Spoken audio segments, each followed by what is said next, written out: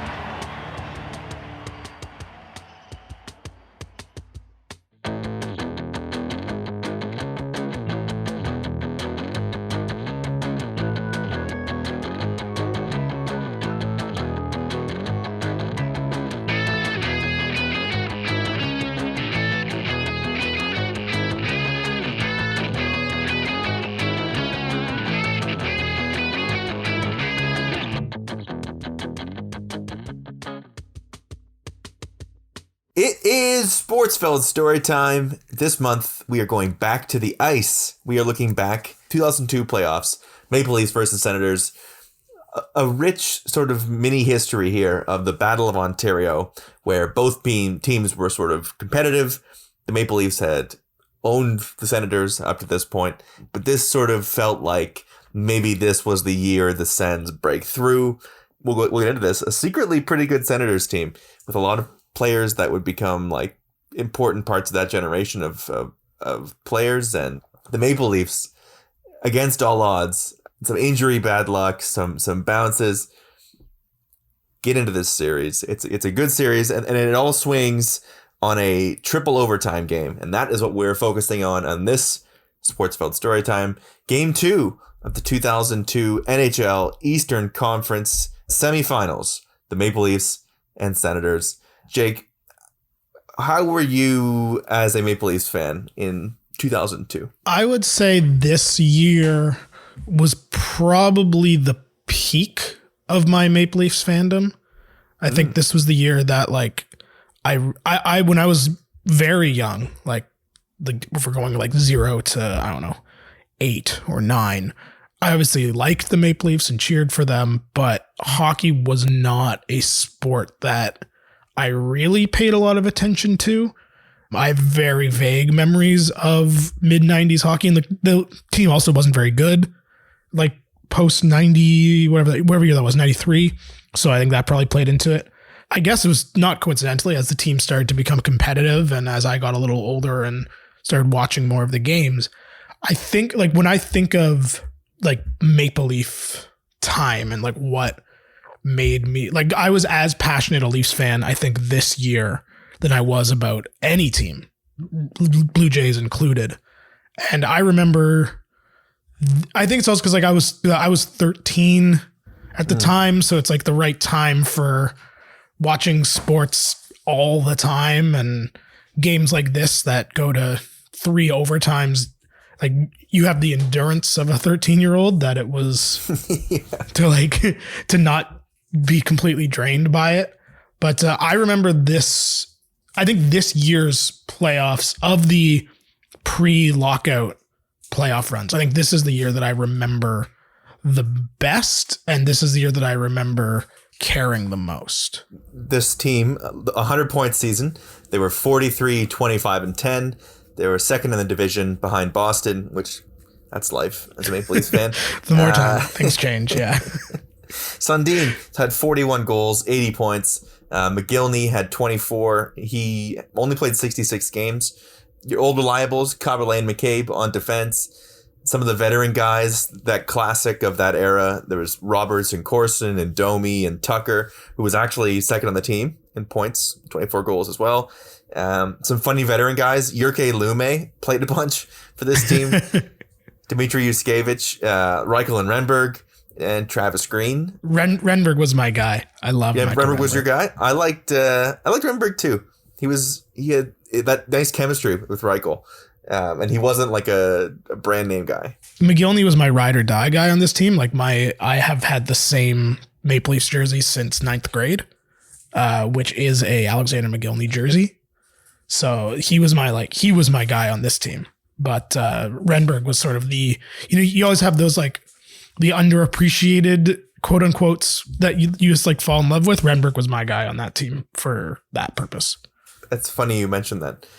Mogilny, which I think we'll get into during the game, but you sort of, it's hard to place him. He was both there at exactly the right time in the league and also maybe ahead of his time, if that makes sense. Mm-hmm. Yeah. Because he had the high scoring years as a rookie and he had some great years, but you have to figure if he played now, he would be even better, I think.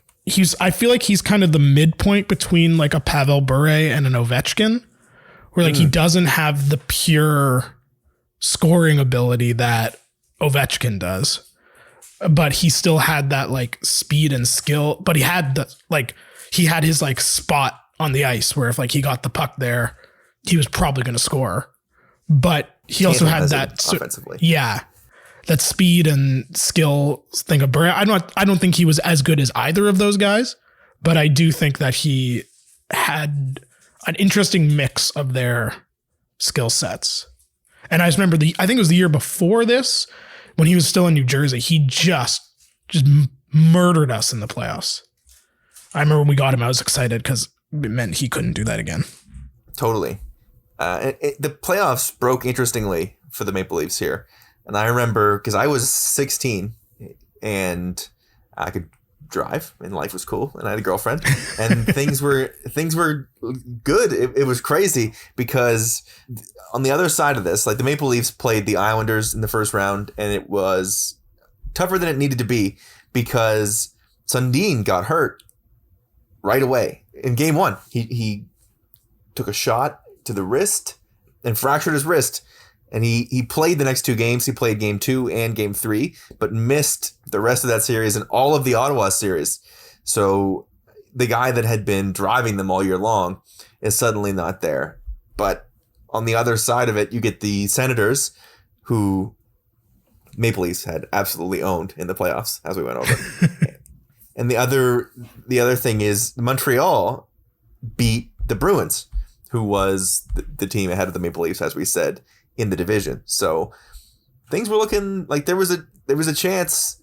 I know we'll get into this a little later on, but boy, I was rubbing my hands together at the prospects of that Carolina series. That this one really, I think of all the good pre-lockout playoff years, of which there were quite a few, this one at the time and in retrospect, and especially how that Carolina series sort of shook out, this one feels like the one year where it's like, man, I will preface this by saying they would more than likely, if they had beaten Carolina, I believe that they would have more than likely been absolutely spanked by the Red Wings because no one was beating the 2002 Detroit Red Wings. But the Red Wings had it figured out. They were in the prime of their having it really figured out. Yeah, but this does sort of feel like the year of like, maybe they could have got back to the final. And then obviously that has not happened since.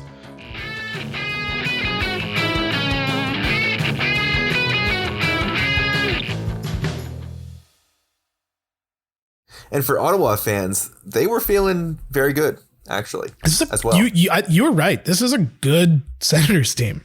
Like Alfredsson, obviously their leader, but they had Marian Hossa, who I think watching this game is probably the scariest player on the ice, other than Mike Fisher has some stretches where he's dangerous. But Hossa has like a 3-minute stretch, and I think it's the second overtime where I don't know how he didn't win the game 4 separate times. Martin Havlat, who is also he went on to have a very good career.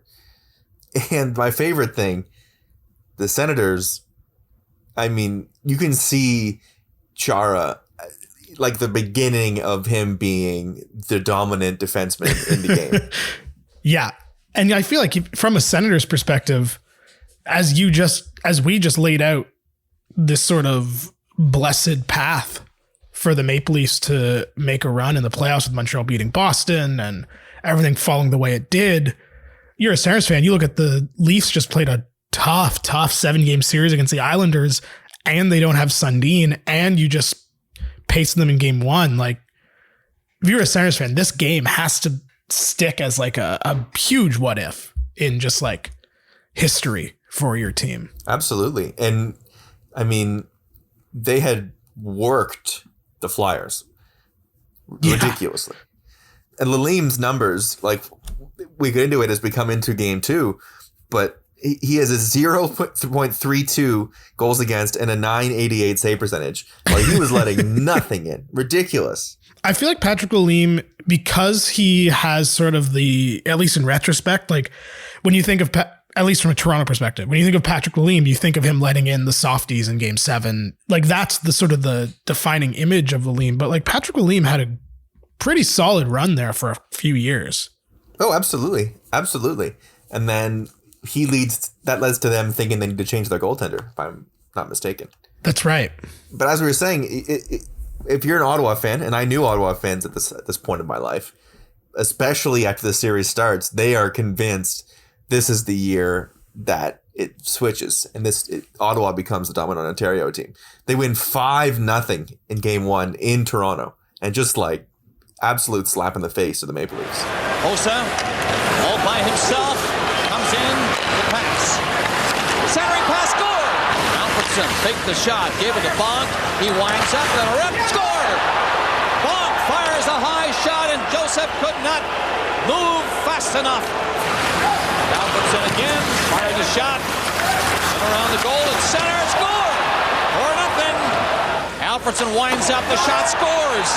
Alfredsson, hard shot, one-timer on the setup, and it's 5-0 Ottawa, and they'll remain on the power play. All Ottawa, they're ready. Well, they certainly were better prepared tonight than the Leafs were. We know the Leafs are coming off a 7-game tough physical series. Ottawa coming off huge success against the favorite Philly, and it's been a very one-sided affair this week. I remember the game 7 against the Islanders quite well. And I remember thinking it was a 4-2 final. The fourth goal was an empty netter. Was not a like easy home game 7 win by any means, if there is such a thing. But like, I remember going into this series thinking, you know, they're exhausted. They have no Sundin. The Senators are good. This was, I know like there's multiple 7-game Toronto Ottawa series. I remember being, I would never say it out loud, but I remember at the time being like, I don't know. I don't know about this one. Yeah, no, I agree. I think this was the one where you could sort of see the writing on the wall and say, especially with how fired up they would be when Toronto was clearly a better team, now that Ottawa has taken some steps forward and they became a really strong regular season team. You remember this sort of Battle of Ontario really fueled them to the top of the Eastern Conference. This was one where I came into this assuming they were probably going to lose this series. The no Sundin, everything that went on against the Islanders, it wasn't just the Sundin injury. We forget Tucker got himself in hot water with a low hit on Mike Pekka, which is cannot state. We will get into this, and it comes up over and over again, how much Ottawa hated Darcy Tucker. Like, he was public enemy number 1. I feel like history has been like, I'm sure if you look at his, I actually have no idea. I was going to say, I'm sure if you look at his play style and numbers from a modern analytics view, he's terrible, but I actually don't know if that's true. What I was going to say is that I feel like history has been unkind to Tucker actually being a pretty decent player at this time. Like, when you think of Tucker, you think of the hit on Pekka, you think of him getting run by Alfredsson, you think of him destroying Sami Kapanen before the Flyers knocked us out. And I feel like he doesn't come up a lot in the like great, like, I feel like even Domi gets more praise than him. And Domi was a significantly worse hockey player than Darcy Tucker. I feel like Darcy Tucker's sort of legacy as a Leaf is really interesting to me. Maybe I'm wrong in this, and maybe it's just sort of the hockey circles that I follow or read. But I feel like I don't hear or read a lot about Darcy Tucker and A, how much other teams hated him, and B, how popular he was in Toronto. I think it's sort of, the pendulum sort of swings where at the time he was so popular and so probably overrated because he was a Maple Leaf that I think a counter swing came to like to stamp down some of that excitement. And now it's gone so far that he's probably underrated in the grand scheme of things. Because as I said, you know, he was the second leading scorer on the team. He did score 24 goals, and he comes up big in a lot of the moments the Maple Leafs need him in this little run here, this 5-year span, 6-7 year span. And I think because like a lot of these guys, sort of the team was so bad immediately after the lockout that like a lot of these guys have sort of not fallen by the wayside, but the idea of a lot of these players, I think the luster was lost pretty quickly. It got ugly. That's part of the reason why, I think. It's the lockout and the salary cap coming in, and I think some inner locker room stuff. I mean, we look at the veterans on this roster, the Roberts, Corson, Domi, you know, as we mentioned, those guys, that they're sort of, they get lumped together as very representative of that era of Leafs teams that were, you know, they were good for Maple Leafs teams, considering how bad the team has been in stretches. Yes, I agree with that. The thing that I think is funny about this team of this era, and you could sort of alluded to it a second ago by bringing up like the salary cap and all that, is this is the team that arguably got the closest to the goal. And this is kind of the one team from that era that didn't make a silly / insanely fun deadline deal. Their only addition to the deadline was Tom Barrasso, and in my brain, I think because they're all lumped together, I remember watching this, being, is this the Owen Nolan year? Is this the Brian Leetch year? Like which crazy move was this? But in retrospect, you wonder. That was a fun year, let me tell you. It really was. But in retrospect, you wonder if they had done a dumb Leafs trade before this run. Who knows? Who knows, indeed. So we pick it up. We get into where the episode 2 will start, which is an absolute must-win game at the Air Canada Centre. Some funny, weird, like you talk about weird sort of postseason ads. There's a guy named Bob Wren who plays one regular season game, and then he plays one playoff game, and it's game 2. I remember a lot about this season. I do not remember Bob Wren. Do you remember Bob Wren? I remember Bob Wren only because he was acquired on the same day as Paul Healy in that trade. But if you were to ask me to remember Bob Wren's what he did on the ice in the 2 hockey games he played, I couldn't tell you. He played 5 career NHL games over 3 seasons and 1 playoff game. He played 9 minutes in this game. And he almost scores like a minute in. Anyway.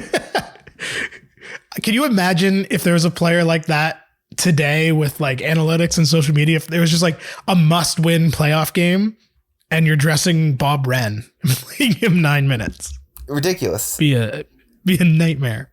So your lineups, your game 1 lineups, the Maple Leafs go Belak, Berg, Corson, Domi, Anders Eriksson, this is a remember guy, Travis Green, Paul Healy, Jonas Höglund, Tomas Kaberle, Jyrki Lumme. God, I hated Jonas Höglund. Bryan McCabe, Alan McCauley, Alexander Mogilny, Carol Pilash, Robert Reichel, Gary Roberts, Darcy Tucker, Bob Wren, and Cujo in net. Man, my flashbacks of watching Cujo. What a goaltender. Yeah, man. I kind of miss, I know like I like to make fun of sort of old hockey goaltending a lot, but like there was the early 2000s, like Cujo, Hasek chaos style is so fun. He was really something to watch. He has a couple saves in this game where it's like, you probably could have saved that far easier by just standing still. What an experience it was to have Curtis Joseph in that. Because we loved him. Yeah, well, he would make the incredible save, and you were just waiting for him to get beat on a regular wrist shot. It would happen fairly regularly. But we will get into what this game becomes and how it goes. And one of the all-time overtime games in Maple Leafs history. We will get into that in episode 2 coming up.